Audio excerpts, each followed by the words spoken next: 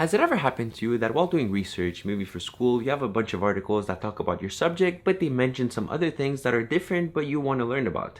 So you open up Google, find a bunch of articles, and begin reading. But then you realize that even those articles mention other things that you also want to learn about. So soon enough, you have about 30 browser tabs open, all talking about different things, not really knowing how you got there in the first place. Well, that was me when researching this video. You see, I created the show because I realized that I just love to learn. I just want to learn as much as I can. And it's not only that, I also like to tell stories and share what I know, share the knowledge. And this week, I'm particularly excited because we're talking about something that is technically not history, the Paleolithic Era. Welcome to Blogs of Knowledge.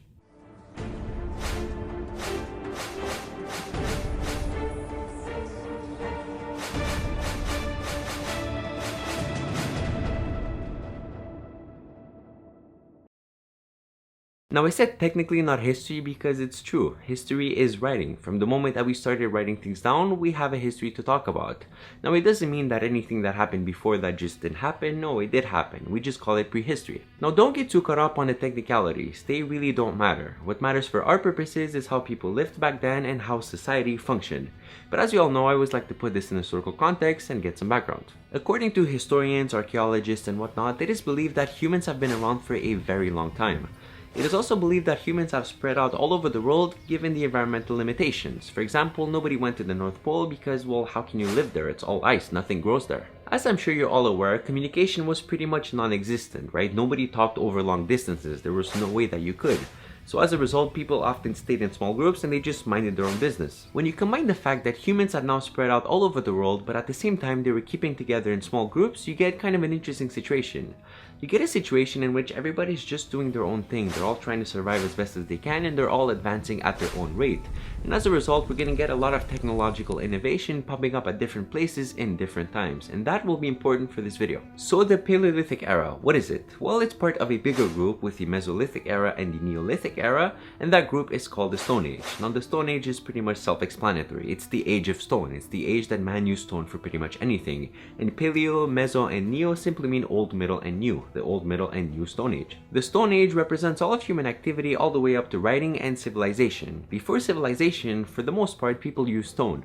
When they finally realized that there were better materials out there that could make better tools, that's kind of the time where they reached a point of civilization. We're going to talk about the Old Stone Age, the Middle Stone Age, and the New Stone Age each respectively, but we'll focus more on the old one because it really encompasses what the Stone Age was all about. The other two were just improvements and refinements of what was already there. The Old Stone Age is said to have begun 2 million years ago and ended around the year 10,000 BC. It is the oldest and most primitive of them all. It's really where man went from nothing to something, a tool of stone. The people of the time were hunters and gatherers, which meant that all of their food was either killed or picked up in nature. There was no supermarket that you could go to. And as a result, a lot of people lived their lives hungry because the reality of the situation was, if you didn't kill for that day, there was just no way that you could eat, right? There's no food. And hunting was difficult, especially with no weapons. Like, just think about hunting with your bare hands. Like, that's hard. But luckily, man eventually realized that he could use stone. Stone was abundant, stone was everywhere, and stone was strong. It could make for a good tool. One of the earliest tools made of stone is something called a hand axe, which is a simple rod that's pointed on one side and round on the other one to fit in the palm of your hand.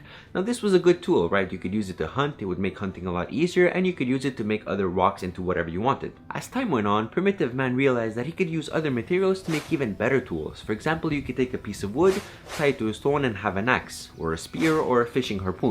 Like, the possibilities were endless. They also used bone, they used fiber, and even leather to make all kinds of tools. Now, besides stone and weapons, primitive man also discovered clay. Now, clay was amazing because it was soft. You can make it into anything you wanted to make it, and when you were satisfied with the design, all you had to do was heat it up and it would become very strong. There was no bending of it anymore. For the first time ever, humans had something to put liquids in. Now, before that, they had tools, but they weren't as good, right? This was like, you can make a glass out of clay. There was no way that liquid would spill if it was in a glass of clay. And it also spawned one of the oldest professions, pottery. Pottery is old. It's very old. It's older than civilization itself, but it's also crucial to it.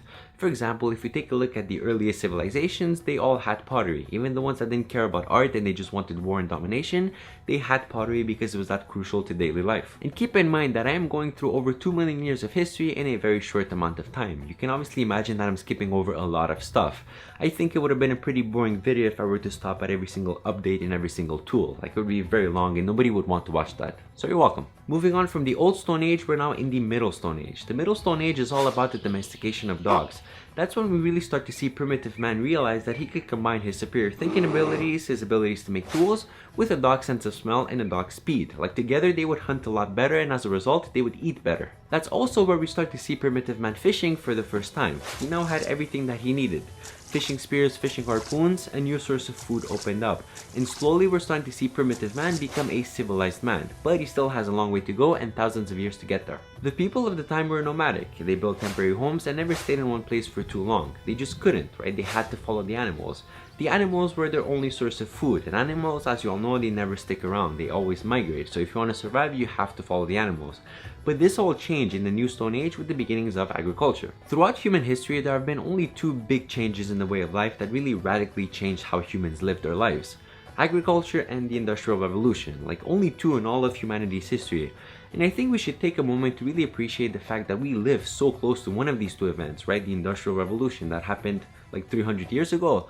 Like that's an incredible time to be alive, right? Like our lives could have been totally different. Primitive man realized that if he found a nice piece of fertile land with seeds, with sun, and the right amount of water, he could grow everything that he wanted. No longer did he have to go out in nature and find what he needed. He could grow them at home. They also realized that they could domesticate more than just a dog. They could domesticate cattle, they could domesticate chickens, and other animals that would serve as food. No longer did they have to go out in the wild to hunt.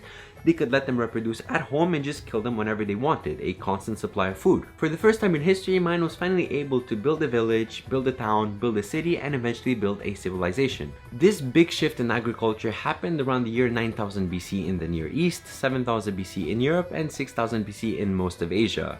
Some people say that China was one of the first. Remember how I said that because people were living in small groups isolated from one another, we would get technological innovations popping up at different places in different times. This is a prime example.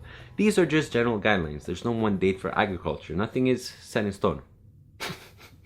Come on, that was good. And before I finish off this subject, I just want to ask you guys a question. Have you ever thought about why we call these people cavemen? Like, why do we call prehistoric people cavemen? It's not because they lived in caves. In fact, it's because in caves we find a lot of remnants of these people. We find a lot of drawings and art that were done in caves. But it's not because they only lived in caves. No, they lived outside. But caves are well preserved. Anything that's inside a cave is not exposed to wind, it's not exposed to too much water, and it gets well preserved. That's why we have a lot of remnants in caves, and because of that we call these people cavemen. All in all, it was a great subject to learn about and to share with you guys. And I wasn't kidding when I said that I had like 30 browser tabs open. I was reading about dinosaurs, I was reading about the Stone Age, about the composition of an atom, like about a bunch of things. And it was all worth it because now I know a lot more, and so do you. And now here are my questions to you. What do you think about the Stone Age? What do you think about the people and how they lived their lives? And did you know about the subject before I talked about it? I would love to know, so please leave me a comment. And bonus points for you, you might get featured in next week's video as a fan of the week. As you know, and as I've mentioned, this is a very extensive topic and I haven't talked about everything. And the things that I did talk about, I didn't go into too much detail. That's okay, that's done on purpose. I want you guys to go out and research on your own and maybe learn a thing or two. With that being said, my name has been Cosden. It's been an absolute pleasure, and I will see you all next Wednesday.